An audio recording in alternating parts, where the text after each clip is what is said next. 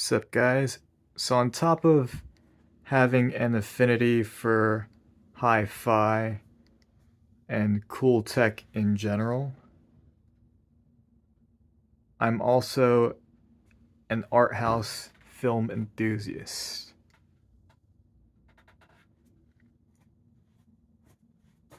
So you see my wall of headphones, authentic lobby cards from the 70s and 80s. So right now I just want to show you guys what is probably a quarter of my collection. I am a film enthusiast, but I don't own too many uh, physical media copies relative to other collectors. I don't see myself as a collector. I just like owning what I actually love watching. Owning physical copies of films I feel are worthwhile. Films that are profound in a way where you just can't stop thinking about them weeks and months after viewing. So I'm very selective with films that I own. So let's see. This is more of my top shelf content. Let's see. Cosmopolis is up there. That was a recent purchase. Nobody Waved Goodbye. Nobody's gonna know that one. That's a Don Owen movie. Canadian director. Ernie Game, also directed by Don Owen. You guys really have to check out Nobody Waved Goodbye. Deliberately shot in black and white. I believe 16 millimeter.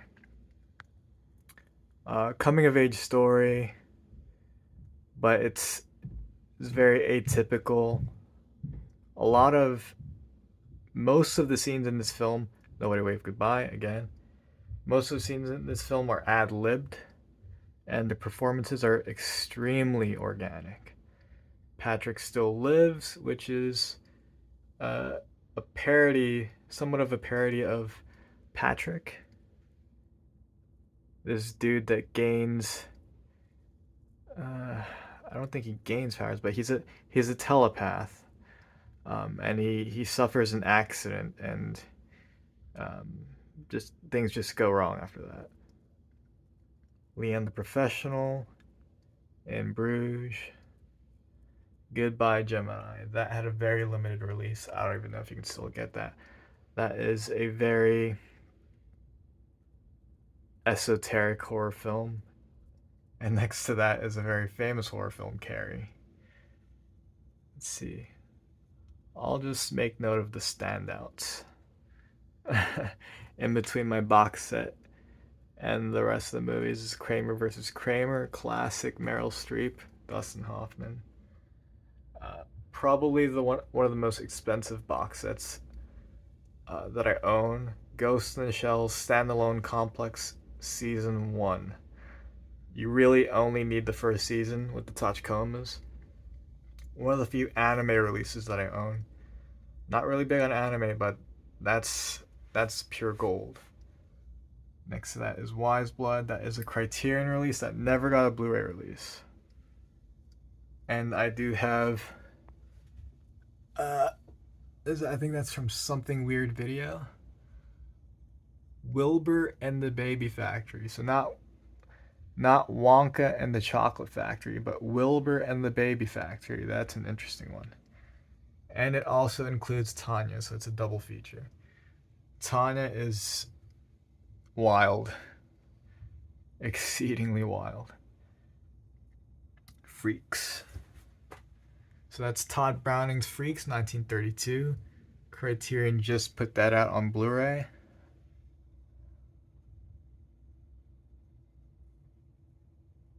Adaptation in 4K. I also own adaptation in 2K regular Blu-ray. I have Arrow's 4K release of Videodrome.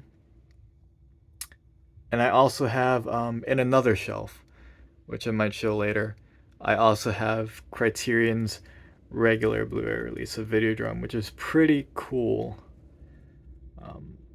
In terms of packaging, they actually, Criterion's packaging for the regular Videodrome Blu-ray, it's made to look like a Betamax, which is really cool. Head of the Family,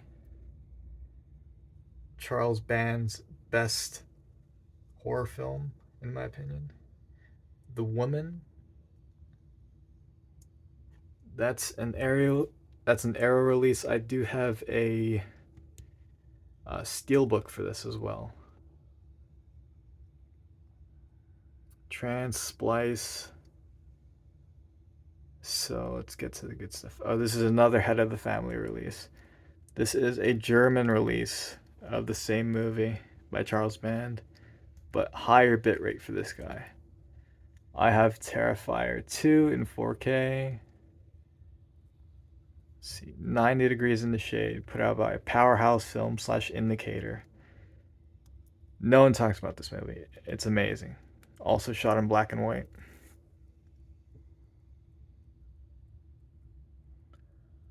So this is just a brief overview. I'm not going to go too in-depth into the actual features themselves. 2 copies of Thundercrack, put out by Synapse. That Cold Day in the Park, directed by Robert Altman, starring Sandy Dennis. If you've seen Stephen King's Misery, that doesn't hold a candle to this. This is Misery times 100. And this came out before Stephen King's novel came out.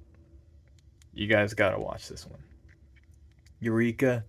This is a film by Nicholas Roeg, greatest director of all time. Little Malcolm, starring John Hurt. This is an oldie but a goodie. No one knows about this movie. Fucking phenomenal. Little Malcolm. Belly of an Architect, 2 copies, directed by Peter Greenaway. Belly of an Architect, also The Cook, the Thief, His Wife, and Her Lover, both directed by Peter Greenaway. 2 of his best pieces. Who's Afraid of Virginia Woolf, starring Liz Taylor. Butterfield 8, also starring Liz Taylor. And in my opinion, this is Liz Taylor's best feature, Butterfield 8. Nashville. So here we're getting into Criterion's. Nashville, directed by Robert Altman. Broadcast News, directed by James L. Brooks. Rosemary's Baby. I am very much a fan of Rosemary's Baby. Also an authentic lobby card from 1968. Greatest horror film of all time.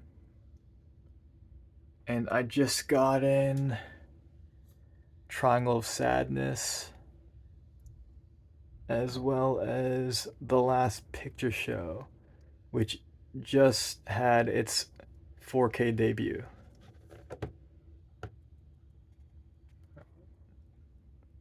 And yeah, I would say this is about a quarter of my collection.